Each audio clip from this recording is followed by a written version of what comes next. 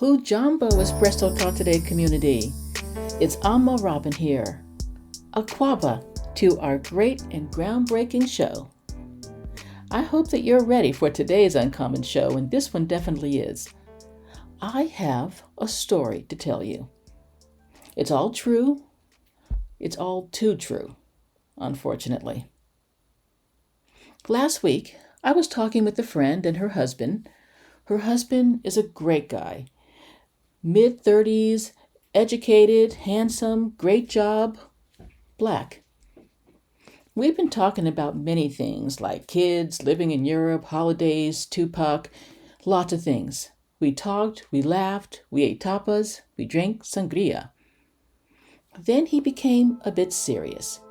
I'm going to call him Jaime to protect his privacy.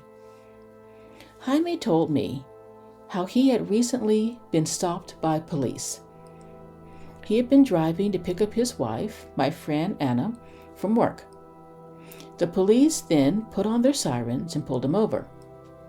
When asked what he had done, the police said that he ran a red light.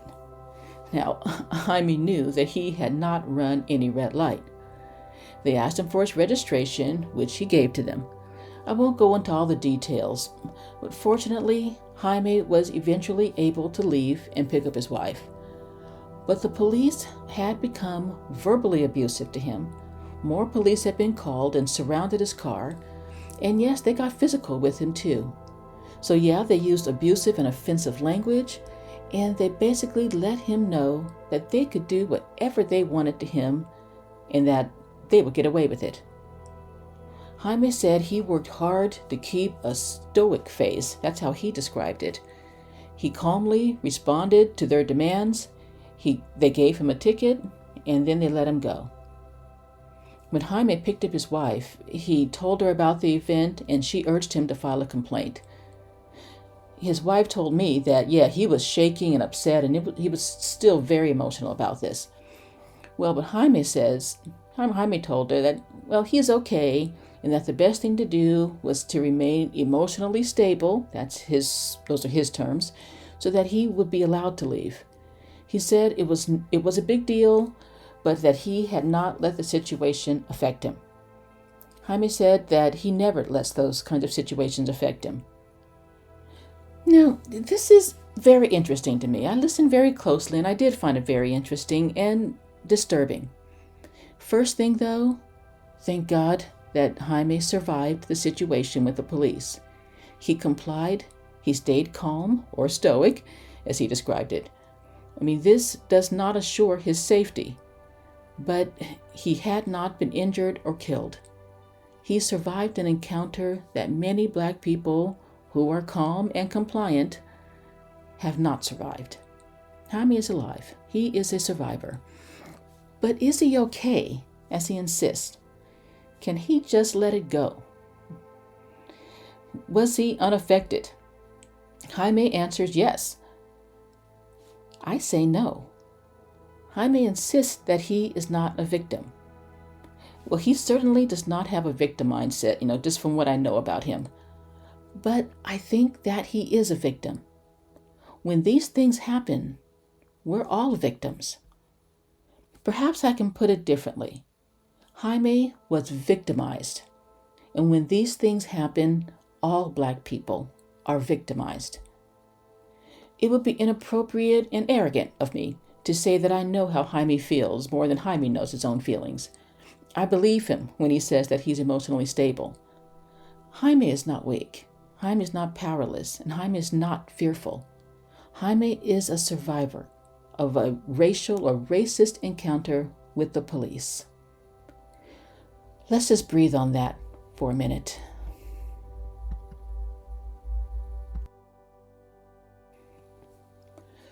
ETT listeners know that we've been discussing the effects of racism and racial encounters. We've talked with psychologists, epidemiologists, medical doctors, public health experts, psychiatrists, and lots of other healthcare professionals. What have we learned? We've learned a lot about the health effects of systemic racism, interpersonal racism, and microaggressions. We've learned from Professor William Smith about racial battle fatigue, which is caused by repetitive stress injuries to the body. We've learned from Professor Sherman James about John Henryism, which is the wear and tear on Black people's bodies from struggling to succeed in an anti-Black environment. You might even remember the true story of John Henry, the steel-driving man. We've learned from Dr. Georges Benjamin how racism has become a public health crisis because of the way it damages Black health. It causes an increase in chronic and acute illness, and it shortens Black lives. We've learned how Black health is damaged by macroaggressions, microaggressions, racial encounters, bias in healthcare, stereotyping behaviors, and through the disparities in the social determinants of health. We've learned how racial stress and trauma affect our mental and physical health, and how it can be experienced and passed through generations if it is not directly identified and appropriately treated. We've learned how racism exists in different forms, which must be identified and addressed on different levels: the individual, the family, the community, and the country. I'd even say the world. Structural racism is the environment in which we live and move and have our being. You can't always see it, but sometimes you can feel it. Like a fish swims in water, we swim in a sea of anti-Black racism and white privilege. Interpersonal racism is the most easily identifiable form of racism. Racist jokes, microaggressions, insults, direct violence, and this includes police violence. Internalized racism is the most difficult to find and to understand. It involves how an individual from a minority culture, from a more vulnerable culture, responds to the oppression and trauma imposed by the dominant culture. We've also learned the coping mechanisms that Black people have established to survive and even thrive in anti-Black spaces. Some of these coping mechanisms are adaptive. We turn to our family and a community for support and to uplift us during times of racial stress. However, some of these coping mechanisms might be well-meaning, but they are actually maladaptive. They're hurtful. Black people often have to work twice as hard as their white counterparts. We work harder to gain acceptance in the hope that our Blackness will not be an obstacle to our success. This wear and tear on our bodies often damages our health. Other maladaptive coping mechanisms are escapist or avoidant. The excessive use of drugs or alcohol, stress eating, violence, ultra-machismo behaviors, self-harm actions, denial. But I haven't yet mentioned how racism can manifest in Black bodies, and it does. I'm just going to run through the list. We've gone over this, but it's still important to hear it. Hypertension, inflammation, cardiovascular disease, obesity, cardiac arrest, depression, anxiety, suicide, insomnia, trembling and shaking, headaches, clammy skin, shock, cancer. Yeah, this is scary. This is scary stuff. But what does it have to do with Jaime? My answer, everything. Jaime believes that he can simply deny or decide that racism will not affect him. He can control his emotions so that racism won't affect his mind or body. Jaime believes that he can just will it away, or he can ignore it. Jaime's strength is admirable, but his ideas are misguided. Jaime is ignoring the evidence, and there is evidence. He was affected by the racial encounter.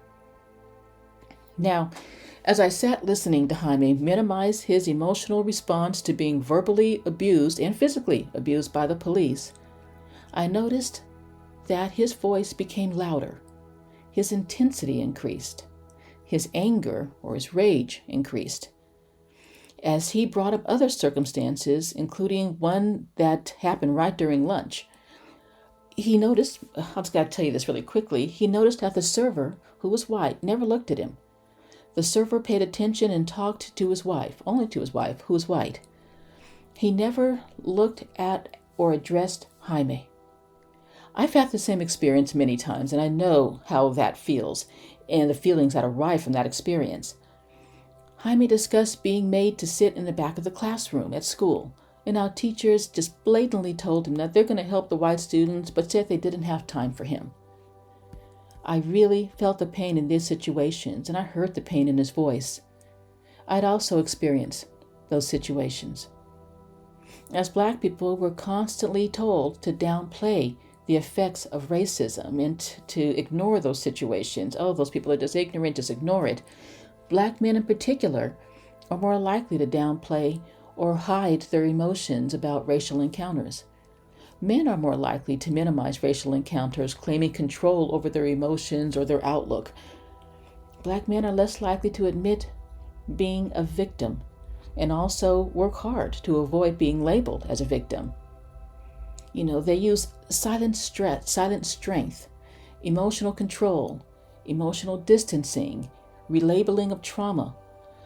These are all used as coping mechanisms for racial encounters. Now, but would you call these adaptive or maladaptive? And honestly, I really do want to know what you think, but here's what I think. These are male-focused, maladaptive coping mechanisms, and they are ineffective and often damaging to mental and physical health and well-being, and to relationships. Jaime is a prime example of an at-risk Black male.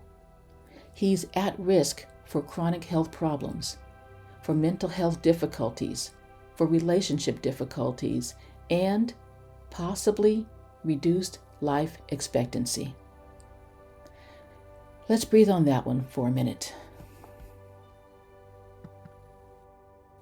I think it's time now for some answers and for some helpful, adaptive coping strategies to fighting racial stress. For this answer and for these strategies, I'm going to turn to Dr. Howard Stevenson, who teaches how to handle racial encounters and navigate through the social hierarchy system. Dr. Howard Stevenson is Executive Director of the Racial Empowerment Collaborative, which is a research program development and training center that promotes racial literacy and health in schools and neighborhoods. He's a professor of Africana Studies at the University of Pennsylvania, and Dr. Howard Stevenson is the author of the groundbreaking and widely acclaimed book, Promoting Racial Literacy in Schools, Differences That Make a Difference. Since 1985, Dr. Stevenson has served as a clinical and consulting psychologist working in impoverished rural and urban neighborhoods across the country. Dr. Stevenson met with the Espresso Talk Today team to discuss handling racial encounters. I had just personally experienced a racial encounter and was still affected by it. I didn't realize it, but I was. Although the show wasn't supposed to focus on my encounter, Dr. Stevenson was very interested and compassionate and focused on helping me identify my feelings, how I was experiencing my feelings, and he offered practical steps for dealing with them. Afterwards, I felt totally different and empowered, and it just made such a difference, and all this was done during the show. This was amazing.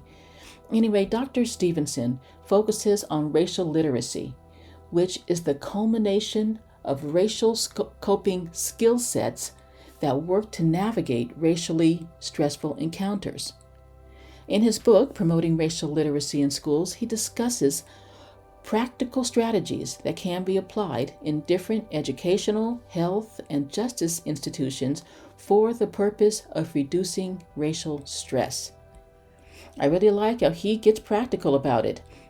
He discusses recasting, and that's basically an activity of repeated and guided self-reflection that increases awareness of in-the-moment encounters. I really like that because it's not just you think about it afterwards. he teaches you how to handle it in the moment. Let's get to some of the activities that he suggests and that are very, very effective. Number 1, storytelling. Storytelling can help you observe the stress and scripts of racial interactions. When did you experience the racial encounter? What did you do? Storytelling allows a person to tell the story of what happened and reflect on and process how the characters in the story navigate racially stressed situations. It's basically, you're talking about what happened. You don't go home and sulk and think about it.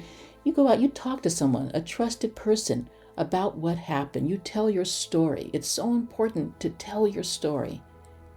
And what is the skill that's developed from that? Well, it does reduce stress, does give you a sense of control, but it's also about self-observation. You're kind of stepping outside of yourself and looking at the situation, at yourself in the situation and the total situation. And the second one, journaling. This is one of my personal favorites. You guys all know that. I'm an introvert. I love to write. I journal constantly. Journaling can reappraise and more deeply analyze the stress of face-to-face racial encounters. You chronicle and rate the level of stress of a current racial microaggression. Writing down one's stories and experiences and then rating the stress about the incidents of microaggression are essential for healing. That's when the healing really helps. The risk-taking involved, and yes, it is risk-taking involved, in admitting and listening to our emotional weakness during a racial encounter helps to assess one's stress in the encounter. Yeah, but you see, you don't have to, it's okay to admit your weaknesses because it's just there on paper and it's just for you and your God to see and to read and to know about. But it gets it out of you instead of you're carrying it with you. You can also write essays, you can write poetry, you can write music, you can write letters. They are all forms of journaling. The skill developed is self-appraisal. Because when you're writing, you're thinking more about what happened. You're observing it, but then you're analyzing it too. And you're going a little bit deeper. And that deeper step is really important. The third, and this probably actually should have been the first one. This is the final one though, but it's should have been in the beginning. Relaxation techniques. Relaxation strategies can reappraise and reduce the actual stress of the racial encounter. Yes, it should have been mentioned first, but I'm mentioning it now. Listening to one's inner voice to determine the stress and find inner peace and calm can be done during the encounter or immediately after. Relaxation during stress can increase one's courage to face racial threats. Mindfulness techniques can be used with the goal of self-care. Techniques like, you want to know, what are some relaxation strategies? Yeah, techniques like breathing, breath counting, yoga, or exercise are excellent. According to Dr. Stevenson, during an encounter, here's a quote, individuals need simply to know how to breathe and exhale. Breathe and exhale. The skill that developed from that is self-care. You're taking care of yourself. You're not looking at what's happening on the outside or what anybody else is doing. You're going within and taking care of yourself. So these are 3 powerful steps to take to address the stress of racial encounters. Storytelling for self-observation, journaling for self-appraisal, and relaxation techniques for self-care. Remember, breathe and exhale. These steps would help James to acknowledge his feelings and to diffuse the stress of the racial encounters in the moment and after. Frankly, I think it would help all Black people to acknowledge their feelings and to diffuse the stress of the racial encounters, and that is going to help our mental and physical health. I'll also add that the activities of journaling and storytelling may actually raise the stress levels and inhibit processing one's feelings because you're kind of reliving it. but the relaxation strategies can be used during those activities. Just afterwards, just ask yourself this question: what did I notice about my emotional reactions during the encounter? What did I notice about my emotional reactions during the encounter? Well, this is just one aspect of racial literacy skills that Dr. Howard Stevenson discusses in his book and that he uses at the Racial Empowerment Collaborative. But whether we openly discuss racism or not, Dr. Stevenson noted that the body will respond in some way. In my case, I was shaking just thinking about the racial encounter that had happened at the department store, and that had been weeks earlier. In Jaime's case, he was shouting and shaking. He didn't even realize it. Just like Professor William Smith said about racial battle fatigue, the body is a human lie detector. It knows when we're not being truthful about our feelings, and it responds. Dr. Stevenson, though, took it a little bit farther to say that the body actually keeps score. It doesn't just let go of things or get over things or any kind of just ignore these racially stressed encounters. It keeps a score that begins to accumulate. And those cumulative effects can lead to anxiety, depression, cardiovascular disease, and that whole list that I mentioned earlier. This should not be dismissed or taken lightly. It's real and it's serious. We can't just avoid talking about the racial elephant in the room anymore. Fortunately, there's something we can do. We're not helpless and the situation isn't hopeless. Dr. Stevenson encourages practicing these self-observation, self-appraisal, and self-care activities when confronted with a racially stressed encounter or situation. It will protect your mental health, your physical health, and your well-being. We have to stop racism from damaging our health. Look, y'all, this is why I'm harping on this, because I care about you. And I don't want to see racism destroy any more lives, shorten any more lives, make anyone sicker. And we have the power to do it, to change things. But it's so important that when these things happen, and as a Black person, they can happen at any time, that you do some of these steps to protect yourself. You tell your story, you reflect on it, and you breathe. You take care of yourself to reduce the stress. Instead, let's talk about and focus on experiencing self-empowerment and self-control and self-love and joy, even while living in an anti-Black environment. It is possible, even while witnessing white privilege every day and experiencing racial stress and trauma. It is possible. This does not have to be a death sentence for us. We can fight back. We can protect ourselves. We can protect our health. We can do it. We have the power. Well, that's all I'm going to say about this today. I just wanted to share that story and my reflections with you, particularly after talking to so many healthcare experts about this, and then hearing Jaime talk about this. I don't mean to anglicize his name. Hearing Jaime talk about this. We hope that you learned a lot in today's show, and we hope that you'll return and practice storytelling, journaling, and mindfulness activities. Just breathe and exhale. And if you have other techniques that are working for you, please share them with us. I really want to hear about them. You can send your thoughts and comments to us at team@espressotalktoday.com, or you can always put it up on our Instagram. Join us on Instagram at Espresso Talk Today. This is Alma Robin for Espresso Talk Today. Asante Sana community for being in the building with me today. I appreciate you every day. I'm just so glad that you're here and that we're here together. And remember, now more than ever, strength, soul, and reparations. Ashe.